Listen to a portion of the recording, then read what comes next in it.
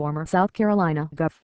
Mark Sanford advanced Tuesday to a runoff in the Republican contest for an open congressional seat along the state's southern coast, taking a step toward reviving a political career that was derailed by an extramarital affair while he was governor. In early returns on Tuesday evening, it was unclear who Sanford would face in the April 2 GOP runoff. 15 other Republicans were running, including Teddy Turner, the son of media mogul Ted Turner. The winner will face Democrat Elizabeth Colbert Bush, the sister of comedian Stephen Colbert. She won the Democratic primary for the seat, handily defeated perennial candidate Ben Frazier. The general election is May 7.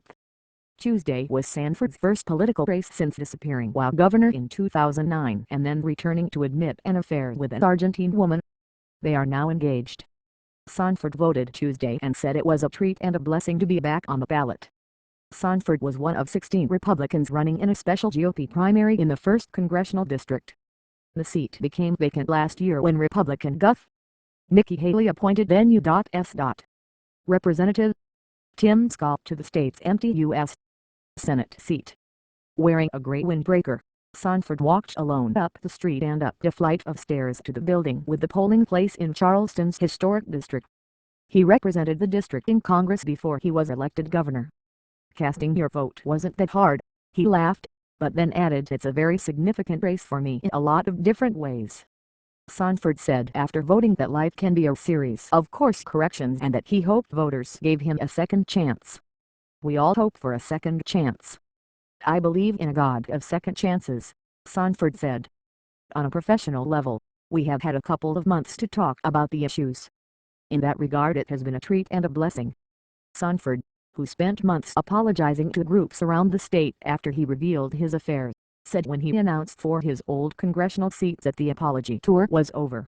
Known for his frugality as both a congressman and governor, he has been spending the campaign talking about getting the nation's fiscal house in order. Sanford held the seat for 3 terms in the 1990s. With Sanford's campaign war chest and name recognition, Tuesday's race was largely for second place. With so many candidates, an April 2 GOP runoff was virtually assured. Minutes before Sanford voted, State Representative Chip Limehouse cast his ballot at the same polling place. Limehouse, who has spent almost $500,000 on the race, said he was sure Sanford would make the runoff and hoped he would be in second place. "Purely by name ID, the governor has an advantage going into today. I'm not sure that goes past today," he said. Turner was optimistic after voting at an armory in nearby Mount Pleasant.